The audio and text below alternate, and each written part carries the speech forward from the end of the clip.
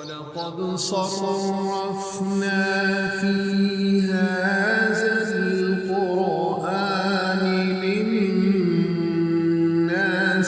مِنْ كُلِّ مَثَلٍ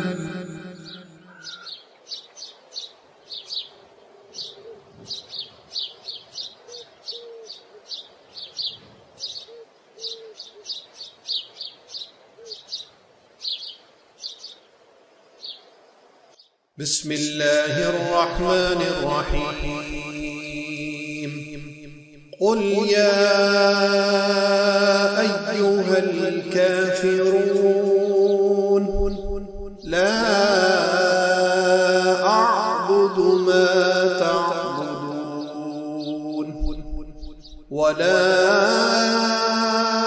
انتم عابدون ما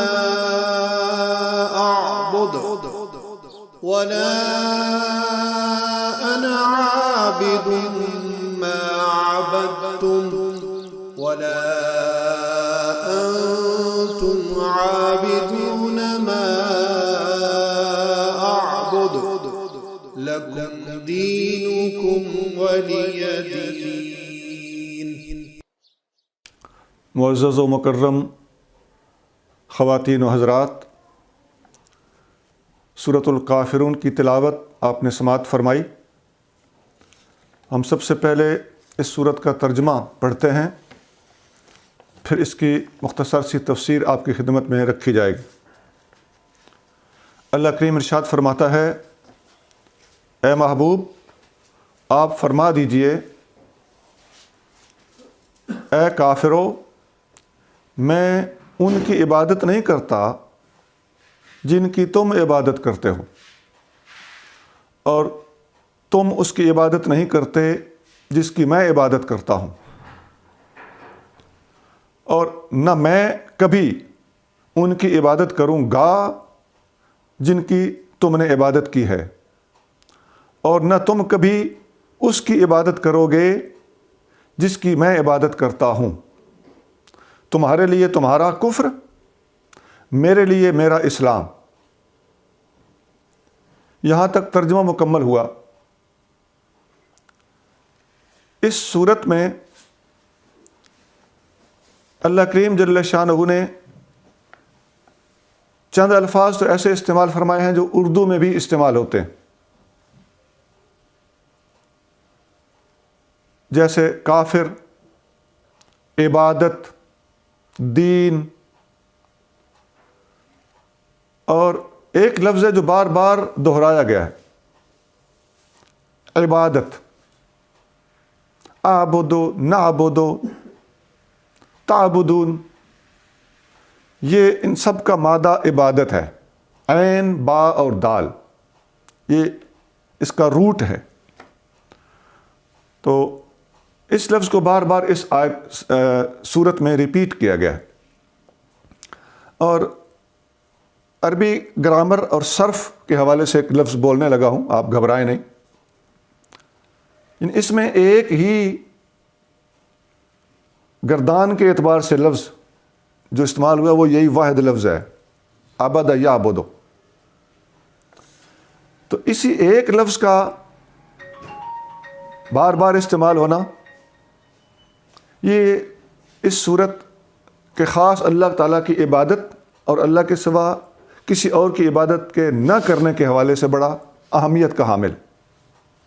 اس صورت کا پس منظر اس طرح ہے، یہ نازل کس موقع پر ہوئی تھی؟ ہوا ایسے تھا کہ مکہ کے کفار کے رئیسوں نے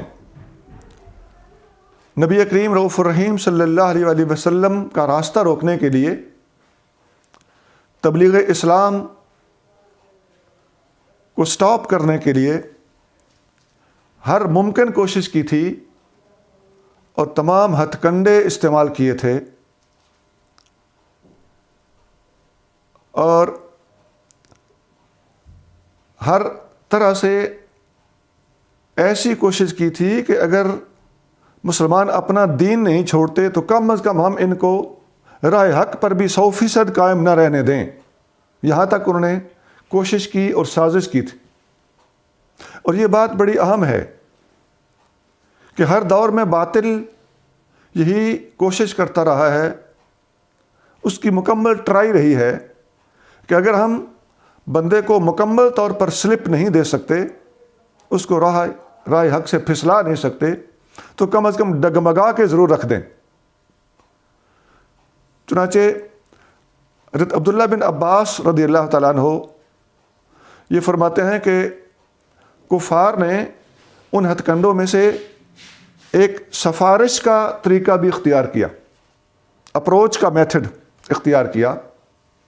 حضور کریم صلی اللہ علیہ وسلم کے چچا جناب ابو طالب کو بھی انہوں نے اپنا سفارشی بنایا کہ اپنے بھتیجے کو روکیں، ہمارے بتوں کی مخالفت نہ کریں، اپنے دین کا پرچار نہ کریں۔ نبی کریم صلی اللہ علیہ وآلہ وسلم نے ان کو بڑا صاف جواب دیا، وہ بڑا مشہور جواب ہے کہ اے میرے چچا، اگر یہ لوگ میرے ایک ہاتھ پہ سورج اور دوسرے ہاتھ پہ چاند بھی رکھ دیں تو میں اپنے مشن سے باز نہیں آؤں گا۔ اسی طرح ان لوگوں نے بے پناہ دولت کی بھی پیشکش کی۔ اب یہ جو جتنے پروسیس وائز طریقہ کار ہوتے ہیں وہ سارے طریقے آپ دیکھتے جائیے۔ اس سے اگلا سٹیپ یہی ہو سکتا تھا، اور انہوں نے باقاعدہ اس کو اختیار کیا کہ آپ اتنی دولت لے لیں، منہ مانگی دولت لے لیں، اس کام کو چھوڑ دیں۔ نبی کریم صلی اللہ علیہ وسلم نے اس پیشکش کو بھی ٹھکرا دیا۔ پھر انہوں نے سرداری کی پیشکش کی، ہم آپ کو اپنا ہیڈ بنانے کو تیار ہیں، سردار ماننے کو تیار ہیں، لیڈرشپ دینے کو تیار ہیں، لیکن اپنا دین چھوڑ کے ہمارا ساتھ دیں۔ نبی کریم صلی اللہ علیہ وسلم نے اس بات کو بھی قبول نہ فرمایا۔ پھر انہوں نے یہاں تک کہہ دیا کہ آپ جس عورت سے چاہیں ہم آپ کا نکاح کرنے کو تیار ہیں۔ نبی کریم صلی اللہ علیہ وسلم نے اس پیشکش کو بھی ٹھکرا دیا۔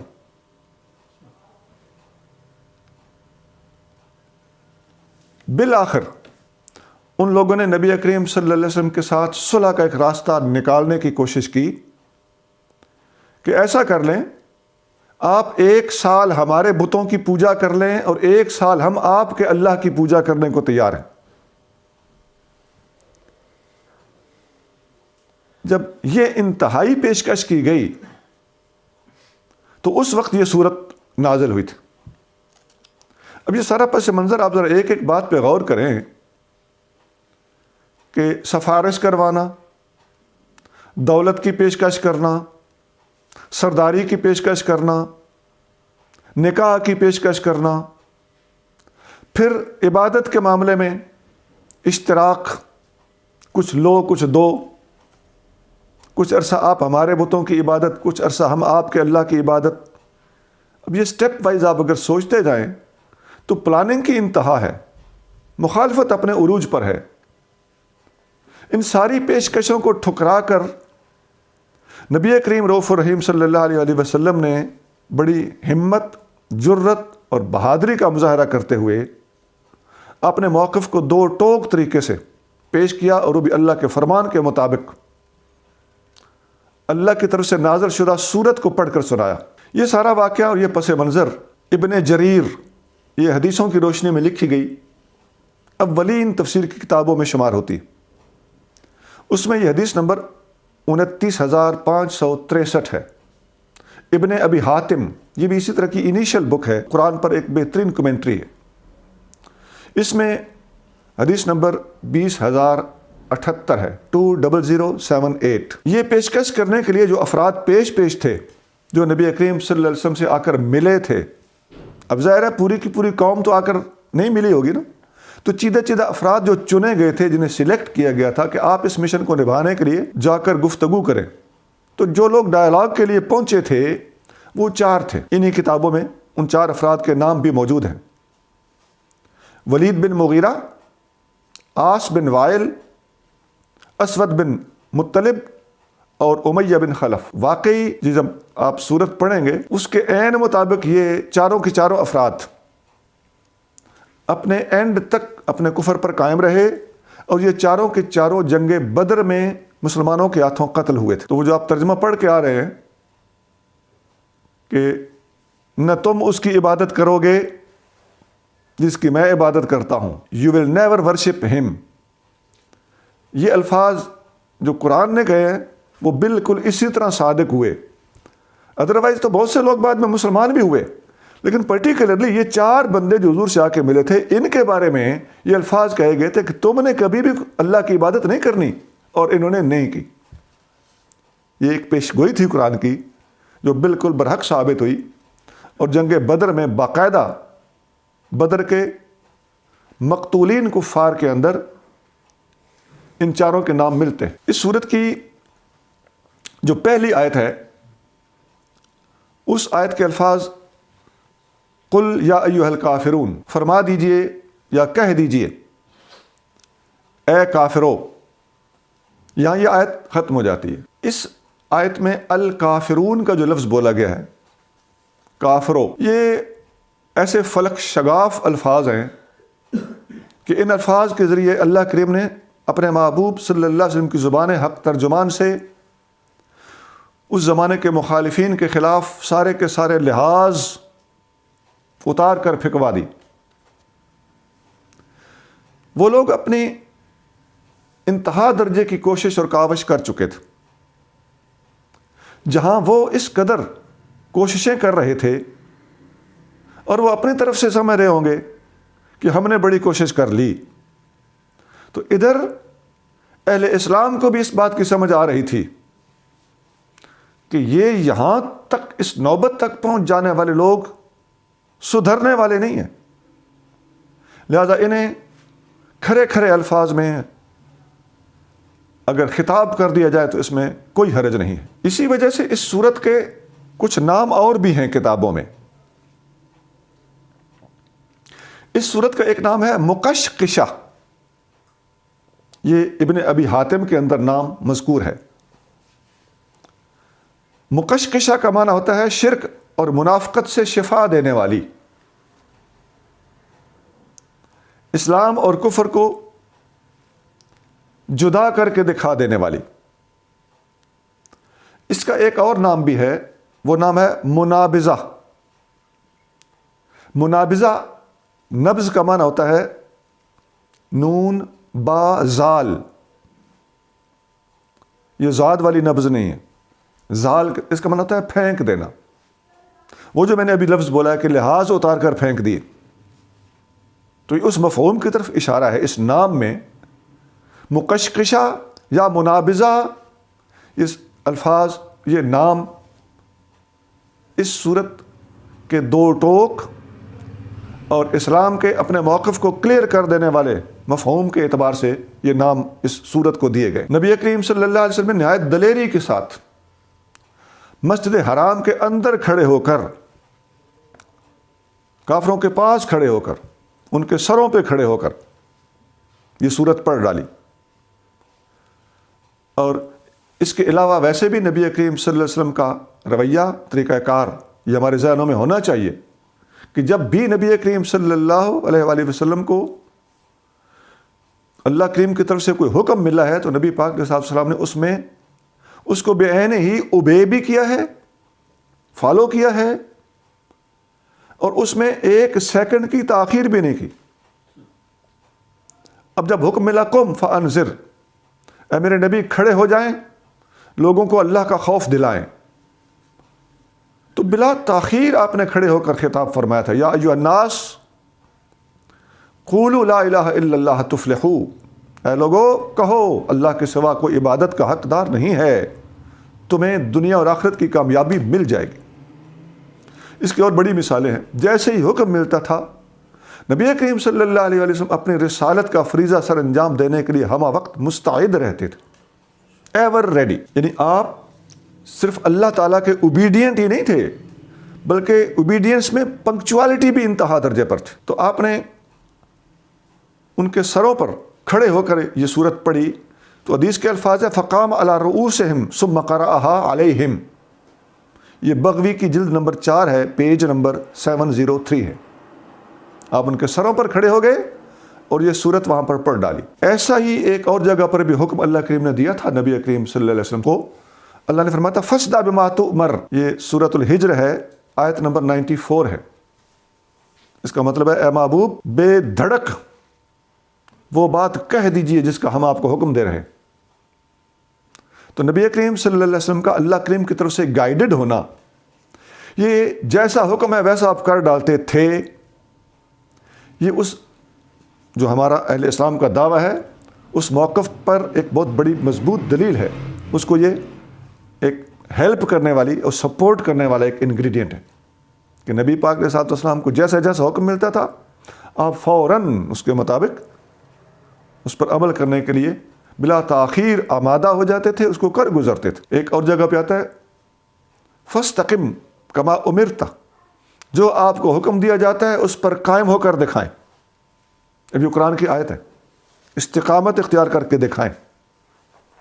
اس کا ایک پہلو اور بھی ہے استقامت کے حوالے سے، وہ ایک روحانی خاص طور سے ایک سبق ہے، لیکن اس کا ایک مفہوم ادھر بھی جاتا ہے کہ جو اللہ کریم کی طرف سے نبی کریم صلی اللہ علیہ وسلم کو حکم ملتا تھا، نبی کریم صلی اللہ علیہ وسلم اس کو اوبے کرنے میں اور اس پر عمل کر کے دکھانے میں کسی قسم کی کمی نہیں چھوڑتے۔ یہ پہلی آیت کے بارے میں نے مختصر سی گزارشات پیش کی ہیں۔ قل یا ایھا الکافرون، دو باتیں ابھی تک ہمارے سامنے آ گئیں۔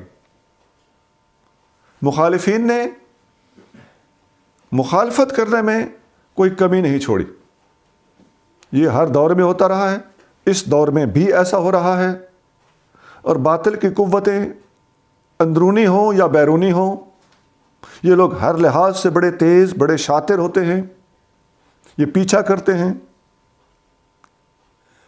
یہ جنگوں تک، مقدمہ بازیوں تک، اپروچ تک، ہمارے پاس اس کے دوسرے مبلغین کے حوالے سے اور اپنی ذات کے حوالے سے اتنے زیادہ تجربات ہیں کہ ہم ان تجربات کو زبان پہ لانا اس موقع پر مناسب نہیں سمجھتے، لیکن آپ یقین کر لیجئے کہ باطل ہر ہتھ کنڈا اختیار کرنے کے لیے تیار ہوتا ہے۔ اسلام نے جو دو ٹوک رویہ اختیار کیا ہے، باطل کو خوب بھانپ لینے اور سمجھ لینے کے بعد اختیار کیا ہے، اور جوابی جو رویہ ہے وہ ہمیں سبق دیتا ہے کہ ہمیں بھی اپنے اصولوں پر کسی قسم کے سودا بازی نہیں کرنی چاہیے۔ موافقت، درمیان کی راہیں نکالنا، صلح کی کوششیں کرنا، اس کا ایک لیول ہے۔ یہ کسی حد تک پولیٹیکل چیزوں میں ہو سکتا ہے، کچھ معاہدے وغیرہ ہو سکتے ہیں، لیکن جہاں تک اسلام کے بیسک اصول ہیں ان پر اسلام کسی قسم کی سودا بازی کی اجازت نہیں دیتا، اور نہ ہی کوئی غیور مسلمان اور مبلغ اس بات کو قبول کر سکتا ہے۔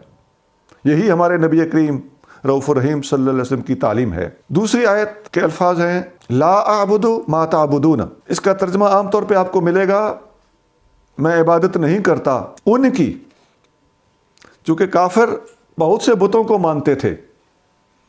تو آپ نے ترجمے پہ شاید غور کیا ہو، میں دوبارہ آپ کی توجہ مبذول کرا دیتا ہوں۔ جہاں میں نے کافروں کے بتوں کا ذکر کیا ہے وہاں میں نے جمع کا صیغہ استعمال کیا ہے، میں نے لفظ پلورل بولا ہے، اور جب نبی کریم صلی اللہ علیہ وسلم جس کی عبادت کرتے ہیں اس پاک ذات کا جب میں نے ذکر کیا ہے ترجمہ کرتے وقت، تو وہاں پر میں نے سنگولر لفظ بولا ہے۔ تو واحد، میں نہیں عبادت کرتا ان کی جن کی تم کرتے ہو، اور تم نے بھی عبادت نہیں کرنی اس کی، سنگل، جس کی میں کرتا ہوں۔ یہ پورے ترجمے کے اندر چیز ملحوظ رکھی گئی ہے۔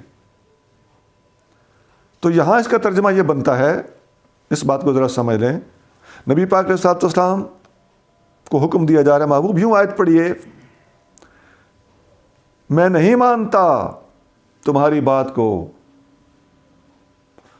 اور نہیں کرتا میں عبادت تمہارے بتوں کی۔ یعنی یہ آپ کا جو انداز ہے وہ ریفیوژل انداز ہے، انکار کرنے کا انداز ہے، نفی اور انکار میں فرق ہوتا ہے. تو آپ کریم صلی اللہ علیہ وسلم انکار فرما رہے ہیں. حدیث شریف اسی بات کو سپورٹ کرتی ہے. اسباب النزول میں امام واحدی رحمۃ اللہ علیہ نے حدیث نمبر 787 بیان کی ہے. اس کے الفاظ ہیں کہ نبی کریم صلی اللہ علیہ وسلم نے فرمایا تھا معاذ اللہ ان اشرک بہ غیرہ، اللہ کی پناہ کہ میں اللہ کے ساتھ کسی کو شریک بناؤں. تو یہ انکار کا انداز بڑا واضح ہے.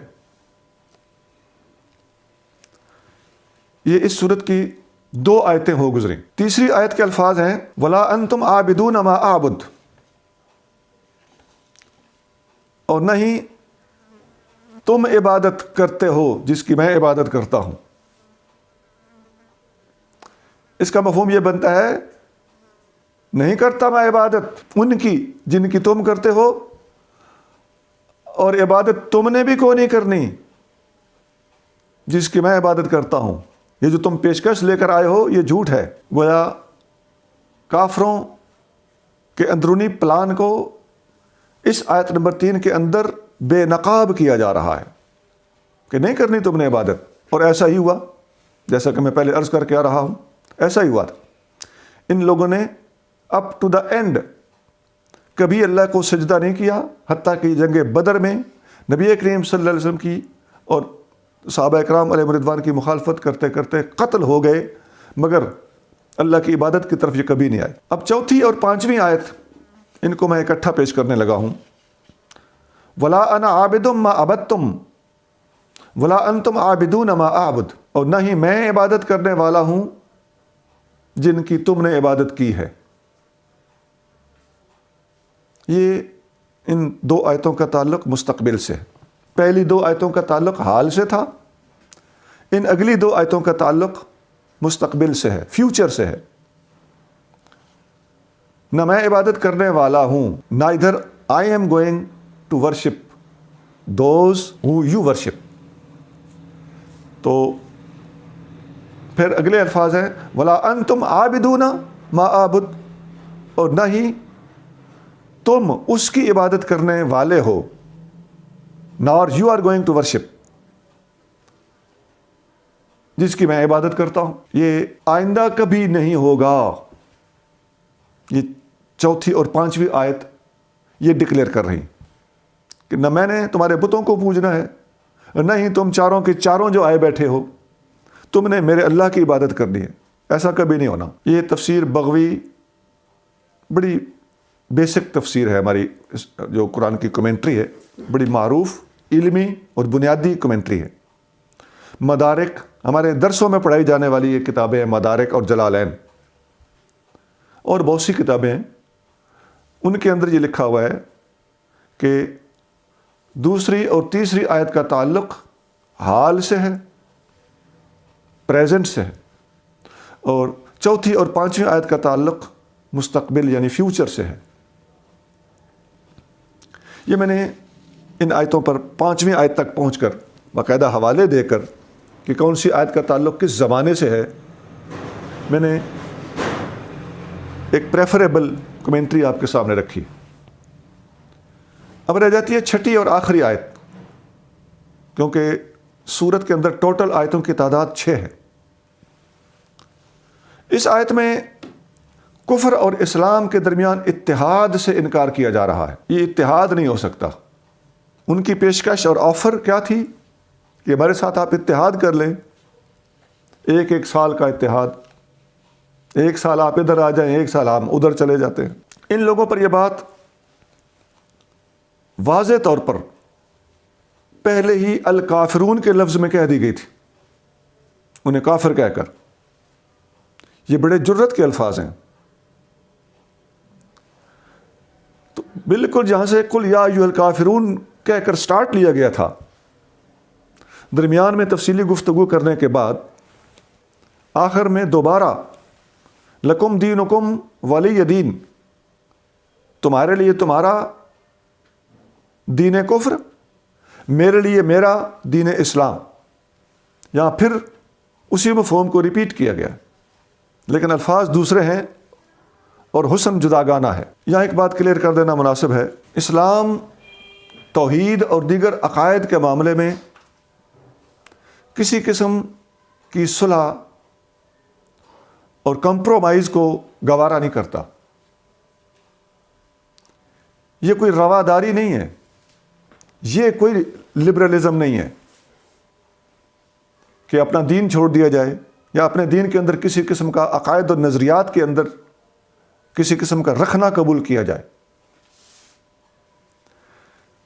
اسلام ایک یقین والا اور یقین فراہم کرنے والا دین ہے۔ اہل اسلام کو اپنے دین اسلام کے حق ہونے پر یقین حاصل ہے اور کبھی ہمیں ڈگمگاہٹ کا شکار ہونے کی نہ ضرورت ہے، نہ اجازت ہے، اور نہ ہی ہمارے عقائد اور نظریات ہمیں اس چیز کی اجازت دیتے ہیں، اور نہ ہی ہمارے عقائد اتنے کچے ہیں خدا نخواستہ کہ ہم کسی قسم کی بات کے بارے میں تشکیک کا شکار ہو جائیں، شک شبے کا شکار ہو جائیں۔ اللہ ایک ہے اور ایک ہے۔ ہمارے نبی کریم صلی اللہ علیہ وسلم اپنے نبوت کا سکہ منوا چکے ہیں معجزات کے ذریعے، اپنی تعلیمات کے ذریعے، اپنے مضبوط دلائل کے ذریعے، اپنی سیرت اور کردار کے ذریعے۔ پوری دنیا کے اوپر اسلام اپنا غلبہ لاجیکلی ثابت کرنے کو اس وقت تک تیار ہے۔ تو ایسے باضمیر دین کو کسی کے ساتھ کچھ لو کچھ دو کی بنیادوں پر عقائد اور نظریات کے معاملے میں صلح کرنے کی کوئی ضرورت ہی نہیں ہے۔ سیاسی مصالحتیں، جنگ صلح یہ ہوتی رہتی ہے، کسی موقع پر کسی کے ساتھ، کسی موقع پر اسی کے ساتھ اختلاف کر لینا، یہ ایک الگ چیز ہے۔ ہاں، ایک چیز ایک اور مقام پر اللہ کریم نے سورۃ آل عمران کی آیت نمبر 64 میں ارشاد فرمائی۔ اس آیت میں اللہ کریم جل شانہ ارشاد فرماتا ہے، قل یا اہل الکتاب تعالوا الی کلمۃ سواء بیننا وبینکم۔ اے محبوب فرما دیجئے، اب اس صورت میں بھی قل سے آغاز لیا گیا تھا، فرما دیجئے۔ اس آل عمران کی آیت نمبر 64 کا سٹارٹ بھی قل سے ہے۔ کیا فرما دیجئے؟ اے اہل کتاب، اس کلمے کی طرف آؤ جو ہمارے اور تمہارے درمیان کامن ہے، مشترک ہے۔ اللہ نعبد الا اللہ، وہ کامن چیز کیا ہے، مشترک چیز کیا ہے؟ وہ یہ ہے کہ ہم، آپ اور ہم، اے اہل کتاب، آپ اور ہم ایک کامن چیز کی طرف آتے ہیں، وہ یہ کہ ہم اللہ کے سوا کسی کی عبادت نہ کریں۔ ایک فرق میں واضح کرتا چلوں، وہاں قل یا ایھا الکافرون وہ بت پرست تھے، یہاں یا اہل الکتاب کی تصریح موجود ہے، لیکن سب کے مسلمان نہ ہونے میں تو اشتراک ہے نا۔ تو اسلام کا جو رویہ ہے وہ اس کامن فیکٹر اور اشتراک کے پیش نظر میں پیش کر رہا ہوں کہ وہاں لکم دینکم ولی دین کہا گیا تھا، اور یہاں حکمت عملی دیکھ لیں کہ ایسے الفاظ استعمال کیے جا رہے ہیں کہ اگر اتحاد کرنا ہی ہے نا، تو یہ جو آج کل بھی اتحاد بین الادیان، اس قسم کی باتیں یہ جو آپ سننے کو آپ کو مل رہی ہیں، تو اسلام کی جو حکمت عملی ہے، جو ہمیں طریقہ کار سمجھایا گیا ہے، وہ ایسا ہے کہ کسی کے ساتھ اگر اتحاد کرنا ہے تو اس کا کریڈٹ، اس کا فائدہ اسلام کو پہنچنا چاہیے۔ دیکھیے کس شرط کے ساتھ اتحاد کی دعوت دی گئی ہے۔ وہ شرط کیا ہے؟ اس کلمے کی طرف او جو ہمارے تمہارے درمیان کامن ہے، اور وہ کیا ہے؟ ان سے نہیں پوچھا گیا، خود بتایا گیا ہے۔ وہ کیا ہے؟ ہم دکھائیں گے ہماری کتابوں میں بھی، ہم دکھائیں گے تمہاری کتابوں میں بھی۔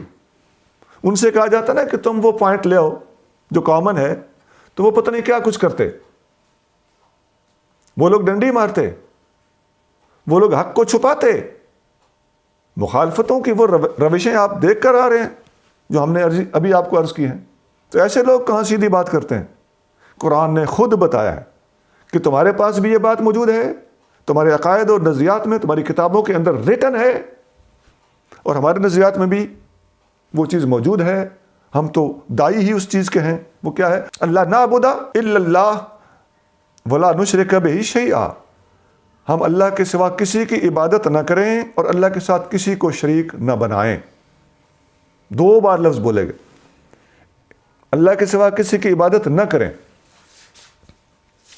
یہ الفاظ بھی گزارا کرتے تھے، لیکن فردر مزید تاکید کی گئی، ولا نشرک بہ شیئا، اللہ کے سوا کسی کی عبادت نہ کریں 1، اس کے ساتھ کسی کو شریک نہ بنائیں 2. ملتی جلتی باتیں تھیں، لیکن تاکید کے لیے دوہرے لفظ، دونوں متضاد باتیں.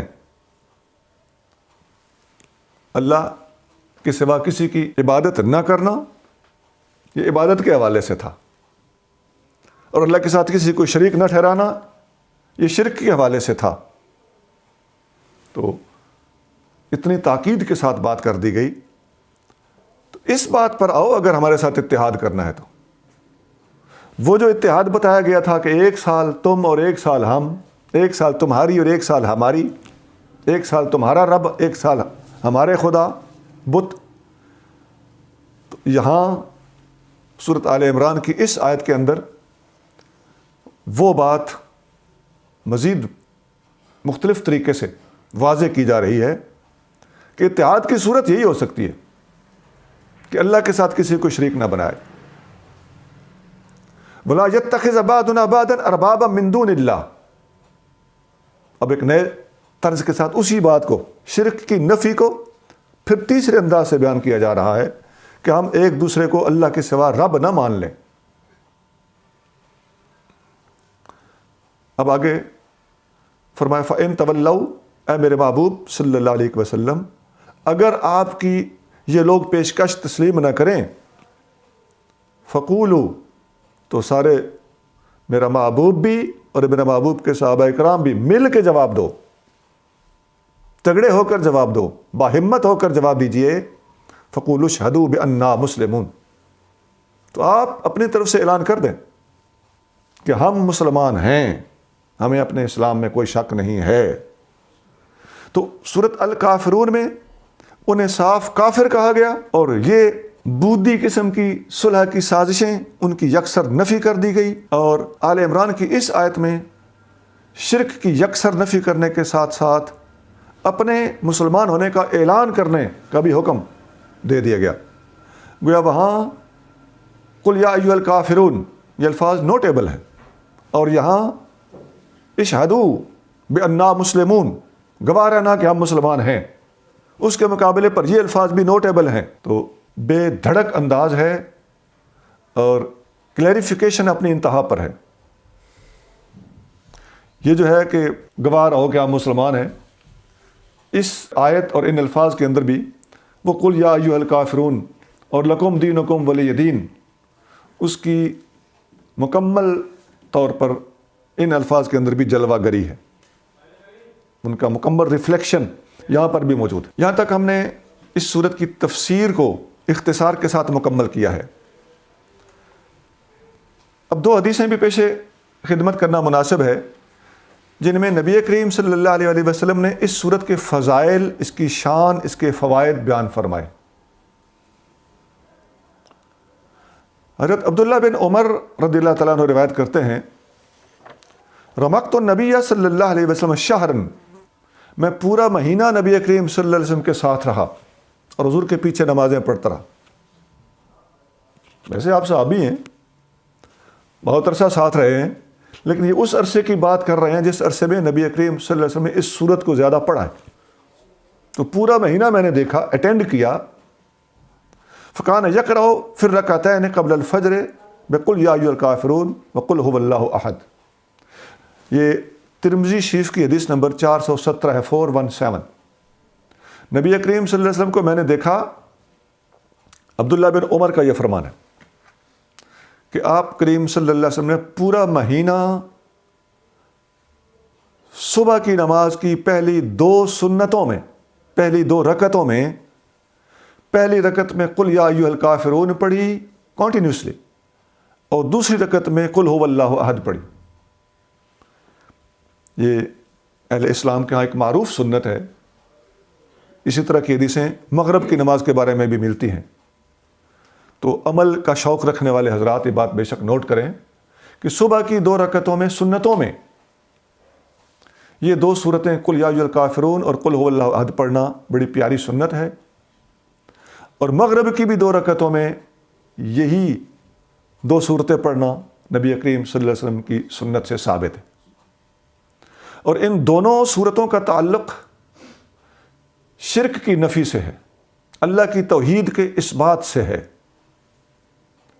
اور یہ 2 صورتیں اتنا پورا ان کا ایک سیٹ ہے اس طرح پڑھنا کہ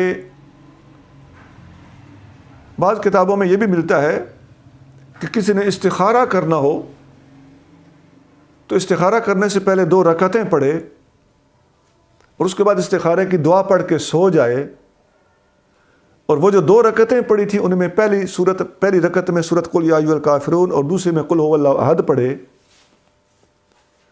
یہ ساری بات ذرا سوچیں، واضح ہوتا ہے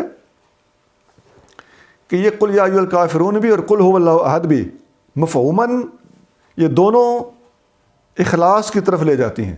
بعض کتابوں میں ان دونوں کا نام بھی سورۃ اخلاص ہے، ایسا تک ہے۔ ان کا استخارے میں پڑھنا، اور بعض صوفیاء سے تو ان دونوں صورتوں کا مخصوص تعداد میں روزانہ تلاوت کرنا اور پڑھنا، ایک ایک تسبیح پڑھنا، یا اپنے اپنے بزرگوں کے بتائے ہوئے تجربات اور طریقوں کے مطابق ان کو ریسائٹ کرنا، انسان کے اندر اخلاص پیدا کرتا ہے۔ اور ان 2 صورتوں کی کثرت خیالات اس کی بھی نفی کرتی ہے، وسوسوں کی بھی نفی کرتی ہے۔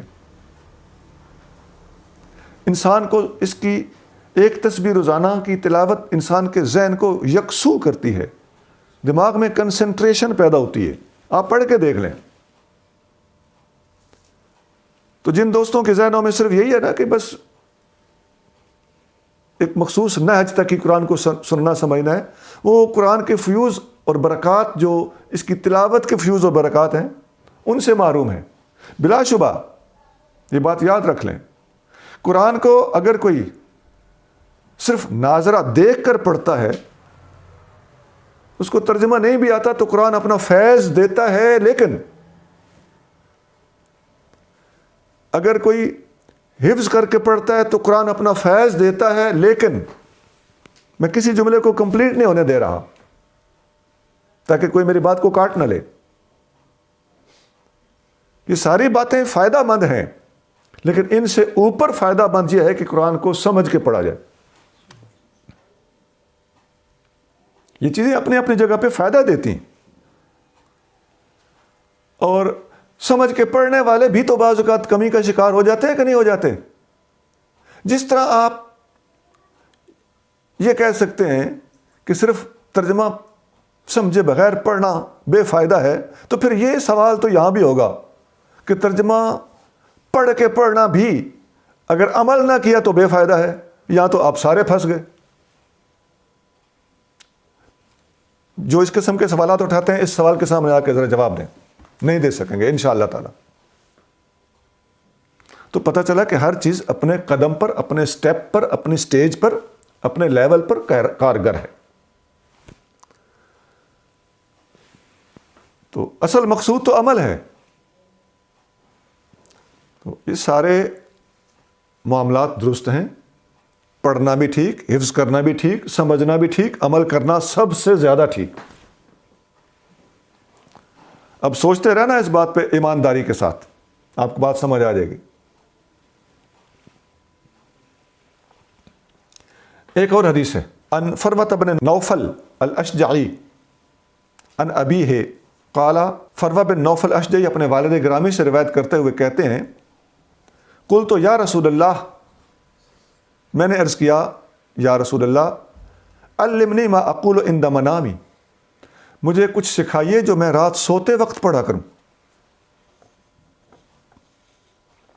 فقال، آپ صلی اللہ علیہ وسلم نے جواباً ارشاد فرمایا، اقرأ عند منامک قل یا ایھا الکافرون، اپنی نیند کے وقت قل یا ایھا الکافرون پڑھا کر۔ قال ثم نم علی خاتمتھا، یہ سورت جب ختم ہو جائے تو اس وقت کسی سے بات کیے بغیر سو جائے گا۔ فإنھا براءۃ من الشرک، یہ صورت شرک سے بری کرتی ہے۔ یہ مسند احمد ہے، حدیث نمبر 23,807 ہے، اور مستدرک حاکم میں 4033 حدیث نمبر ہے، اور یہ صحیح حدیث ہے 4033 مستدرک حاکم۔ تو یہ شرک سے بری کرتی ہے۔ میں نے پہلے بھی عرض کیا کہ شرک سے براءت کا اظہار بھی ہے، اور شرک کی ساری قسمیں وہ دل سے نکالتی ہے۔ اس سے قرآن کی وہ برکات بھی سامنے آتی ہیں جو امام غزالی نے اپنی کتاب المنقذ من الضلال میں بیان کی ہیں۔ امام غزالی نے اسلام کی حقانیت کو واضح کرنے کے لیے وہ بڑی زبردست کتاب لکھی ہے۔ چھوٹی سی کتاب ہے مگر پڑھنے کے لائق، چند صفحے ہیں اس کے اینڈ پہ جا کے امام غزالی رحمۃ اللہ علیہ لکھتے ہیں کہ امام قرآن کو ذرا پڑھ کے دیکھو، اس کی آیتوں کو مخصوص طریقے سے ریپیٹ کر کر کے پڑھ کے دیکھو، ان کا اثر آپ کے دماغ پر، آپ کے دل پر، آپ کے جسم پر ظاہر ہوگا۔ تو پھر یہ کیا ہے؟ یہ قرآن کی حقانیت، اللہ کا کلام ہونے کا ایک ثبوت ہے۔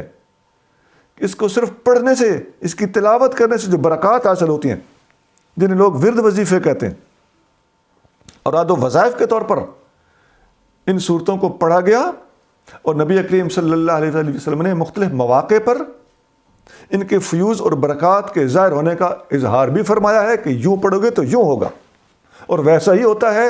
آپ آزما کر دیکھ لیجئے۔ وسوسوں کا اور پراگندہ خیالی کا بہترین علاج سورۃ قل یا ایھا الکافرون ہے۔ اگر آپ بیٹھ جائیں باوضو ہو کر، قبلہ رخ ہو کر، تنہائی میں بیٹھیں، اور سینے میں بائیں طرف اس جگہ پہ انسان کا دل ہوتا ہے، ہرٹ، آپ آنکھیں بند کر کے دل کی طرف خیال کر کے بیٹھ جائیں، اور دل کے اندر آنے والے خیالات کو ایڈریس کریں کہ آپ نکل جاؤ، مجھے اپنے رب کے پاس تھوڑی دیر بیٹھنے دو، ایسا خیال کریں، اور وہاں یہ سورۃ قل یا ایھا الکافرون آپ پڑھیں، اپنے دل کے اوپر اس کو پڑھیں، آپ ایک ہی بار پڑھیں۔ زیادہ بار پڑھنے کے زیادہ فیوز اور برکات ہیں، میں بالکل سمپلیفائی کر کے بات کر رہا ہوں۔ آپ ایک بار پڑھیں اور تھوڑی دیر ادھر بیٹھ جائیں، تو دل خیالات سے جب خالی ہوگا تو دل آٹومیٹکلی اللہ اللہ کرے گا۔ کیوں؟ دل اصل میں تو جگہ ہے اللہ کی، ہم نے وہاں پر پالے ہوئے ہیں طرح طرح کے خیالات۔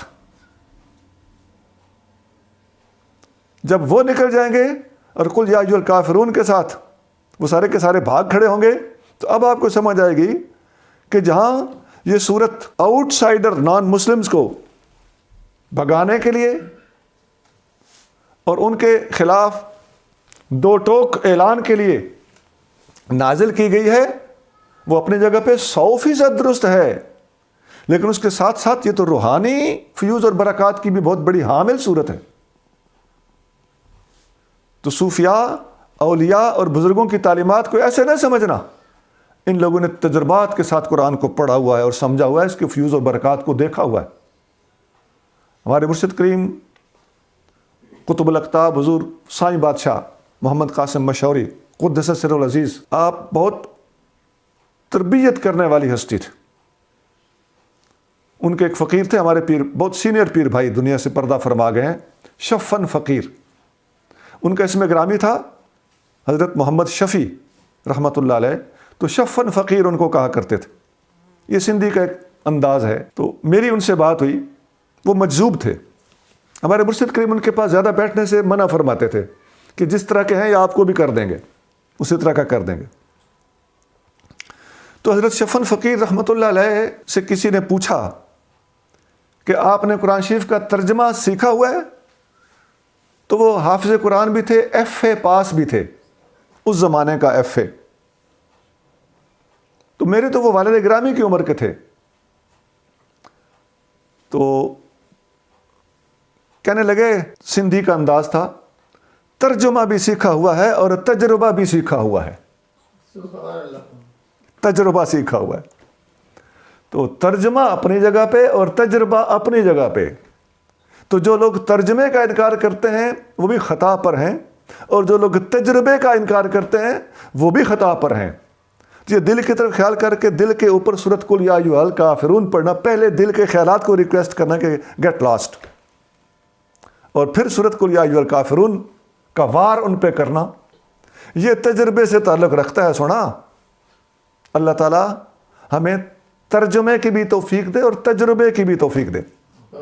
اب آئیے آخر میں اس سورت کا تفسیری خلاصہ اور تفسیری ترجمہ پیش کرتے ہیں۔ وہ پہلے ترجمہ تھا ٹو دا پوائنٹ، لفظ بلفظ، با محاورہ تھا، تو ہم تفسیری کا لفظ ساتھ استعمال کر رہے ہیں تاکہ کسی کو کوئی غلط فہمی نہ ہو کسی ایڈڈ لفظ کو دیکھ کر، کیونکہ یہ تفسیری ترجمہ ہے۔ اے محبوب واضح طور پر فرما دیں، اے کافرو، میں نے نہ اس کی عبادت کرنی ہے جس کی تم عبادت کرتے ہو، اور اس کی عبادت کرنے کے لیے نہ ہی تم دل سے آمادہ ہو جس کی میں عبادت کرتا ہوں۔ میں دوبارہ ریپیٹ کرنے لگا ہوں۔ اے محبوب واضح طور پر فرما دیں، اے کافرو، میں نے نہ ان کی عبادت کرنی ہے جن کی تم عبادت کرتے ہو، اور نہ ہی تم اس کی عبادت کرنے کے لیے دل سے آمادہ ہو جس کی میں عبادت کرتا ہوں، اور میں آئندہ بھی ان کی عبادت نہیں کروں گا جن کی عبادت تم کرتے ہو، اور نہ ہی تم اس کی عبادت کرنے کا وعدہ نبھاؤ گے جس کی میں عبادت کرتا ہوں۔ شرک کے ساتھ توحید کی کوئی صلح نہیں، لہذا تمہارے لیے تمہارا کفر اور میرے لیے میرا اسلام۔ اللہ کریم ہمیں قرآن کو سمجھ کر عمل پیرا ہونے کی توفیق عطا فرمائے۔ سبحان ربک رب العزت عما یصفون وسلام علی المرسلین والحمد للہ رب العالمین۔